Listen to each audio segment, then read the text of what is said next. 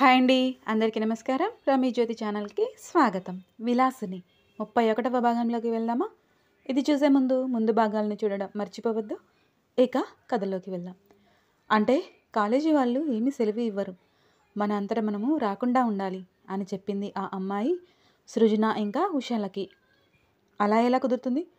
ఇప్పుడు అందరికీ విషయం తెలియదు కదా అని అడిగింది సృజన. దాదాపుగా అందరికీ తెలిసిపోయినట్లే అని చెప్పారు వాళ్ళు. కానీ ఎందుకు అడిగింది ఉష. రేపు డార్లింగ్ ప్రభాస్ సినిమా రిలీజ్ ఉంది, అందుకనే సీనియర్లు అందరూ మాస్ బంక్ కొడుతున్నారంట. ఆ విషయం తెలిసి మన క్లాస్ అబ్బాయిలు కూడా అదే విధంగా చేద్దామని చెప్పారు వాళ్ళు. కానీ మేమెందుకు రాకుండా ఉండాలి అని అంది ఉష.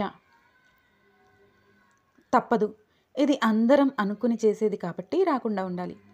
అలా చేయకుండా అందరి మాట వినకుండా మీరు ఒక్కరే వస్తే ఎవరూ ఊరుకోరు. అందరూ కలిసి మిమ్మల్ని ఏడిపిస్తారు. ఇక మీ ఇష్టం అని చెప్పారు వాళ్ళు. మరి అందరికీ విషయం తెలియదు కదా అడిగింది ఉష. అందరికీ ఫోన్లలో విషయం చెప్పేస్తారు. దాదాపుగా అందరి దగ్గర ఫోన్లు ఉన్నాయి కదా అన్నారు వాళ్ళు. మరి గీతిక దగ్గర లేదు కదా అంటూ సృజన వైపుకు చూసింది ఉష. ఏముందిలే, వస్తే వచ్చింది, ఒక్కతే కదా, ఏమీ కాదు. మీరు మాత్రం కాలేజీకి వస్తే మాత్రం మీ విషయం క్లాస్ అందరితో చెప్పాల్సి వస్తుంది అనుకుంటూ వెళ్ళారు వాళ్ళిద్దరూ కూడా అక్కడి నుండి.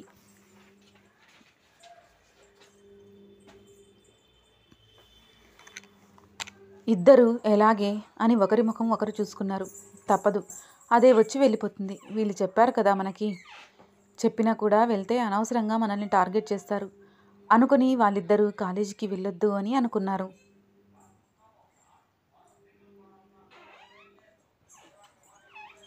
అనుకున్నట్లుగానే మరుసటి రోజు గీతిక వాళ్ళ క్లాస్లో ఎవ్వరూ కాలేజీకి రాలేదు. ఈ విషయం తెలియని గీతిక మాత్రం కాలేజీకి వచ్చింది.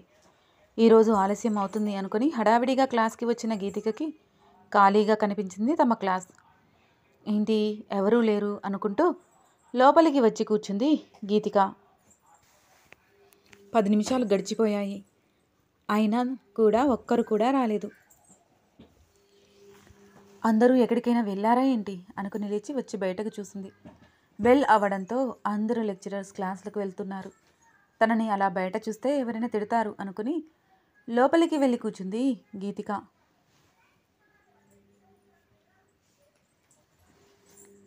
కాసేపటి తర్వాత అమృత మేడం వచ్చింది.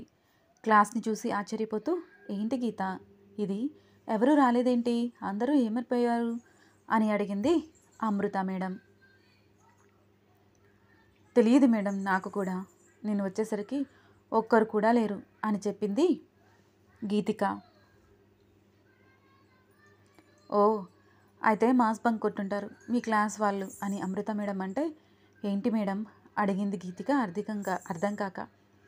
ఈరోజు ప్రమాద్ సినిమా ఉంది కదా, అందుకే అందరూ అనుకుని క్లాస్కి రాకుండా ఉంటారు. దాన్నే మాస్ బంక్ అంటారులే. కానీ నీకు విషయం తెలియదా అడిగింది అమృత మేడం గీతికని.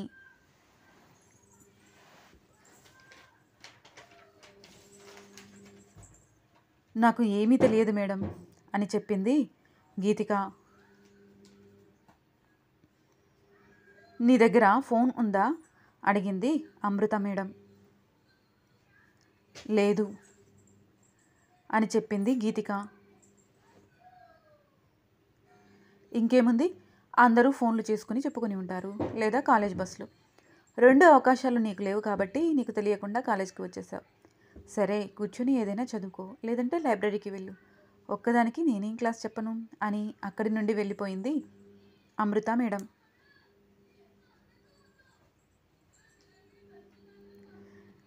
అనవసరంగా వచ్చాను. నాకు కూడా తెలిసి ఉంటే నేను వచ్చేదాన్ని కాదు కదా. సాయంత్రం వరకు ఎలా ఉండాలో ఏంటో. ఇప్పుడు ఆ గేట్ దగ్గర వాచ్మెన్ కూడా బయటికి పంపించడు, కారణం అడుగుతాడు. కారణం ఇది అని చెప్తే ఎవరూ పర్మిషన్ ఇవ్వరు అనుకుని దిగాలుగా కూర్చుంది గీతిక. మరొక పీరియడ్ గడిచిపోయింది. ఎవరూ రాలేదు. పక్కన మాట్లాడడానికి ఎవరూ లేరు. కాసేపు పని చేసుకున్నా, ఏవేవో రాస్తూ కూర్చున్నా అంతసేపు ఒక్కదానికే కూర్చోవడం ఇబ్బందిగా అనిపించింది.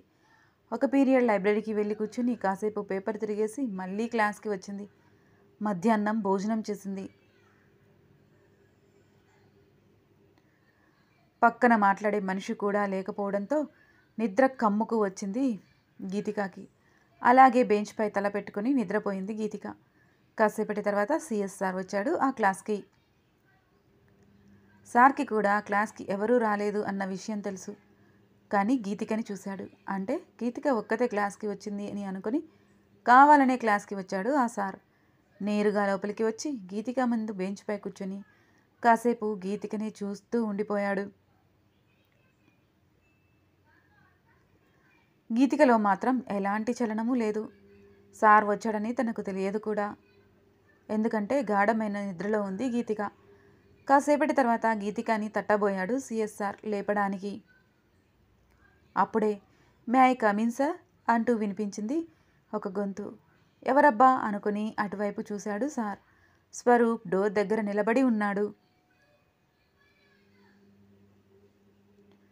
వీడేంటి ఇప్పుడు వచ్చాడు అనుకుని కమీన్ అన్నాడు సిఎస్ఆర్.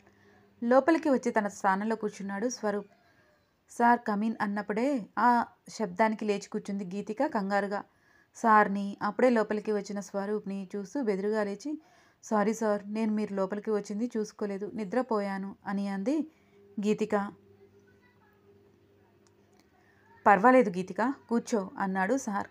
కూర్చుంది గీతిక. స్వరూప్ వైపు చూస్తూ, ఏంటి నువ్వు ఒక్కడివే కాలేజీకి వచ్చావు అని అడిగాడు సిఎస్ఆర్. గీతిక కూడా వచ్చింది కదా సార్ అన్నాడు స్వరూప్. ఉదయం నుంచి కనిపించలేదు నువ్వు అన్నాడు సార్. నేను ఉదయం వచ్చాను సార్, కానీ క్లాస్లో ఎవరూ లేకపోవడంతో బయట తిరుగుతూ ఉన్నాను అన్నాడు స్వరూప్. మరి ఇప్పుడెందుకు వచ్చినట్లో అన్నాడు వెటకారంగా సార్. మీరు క్లాస్కి వస్తుంటే చూసి వచ్చాను. అసలే మీరు చాలా సీరియస్గా క్లాస్ చెప్తారు కదా, ఆ క్లాస్ ఏమైనా మిస్ అయిపోతానేమో అన్న భయంతో వచ్చాను అన్నాడు స్వరూప్. స్వరూప్ మాటల్లోని వ్యంగ్యం అర్థమవుతుంటే ఇద్దరికీ ఏం క్లాస్ చెప్పను, నేను వెళ్ళిపోతున్నా అనుకుంటూ బయటికి వెళ్ళిపోయాడు సిఎస్ఆర్. స్వరూప్ వైపుకి చూసింది గీతిక. ఉదయమే వస్తే మరి క్లాస్కి ఎందుకు రాలేదు అని అనుకుంది. మాట్లాడాలా వద్దా అని చూస్తున్న గీతిక పక్కకి వచ్చి కూర్చొని, హాయ్ గీతిక, నా పేరు స్వరూప్ అన్నాడు స్వరూప్. తెలుసు అంది గీతిక. మరి ఈరోజు కాలేజ్ లేదన్న విషయం నీకు తెలియదా అని అడిగాడు స్వరూప్. తెలియదు కాబట్టి వచ్చాను. అది సరే, నీకు తెలియదా అని అడిగింది గీతిక.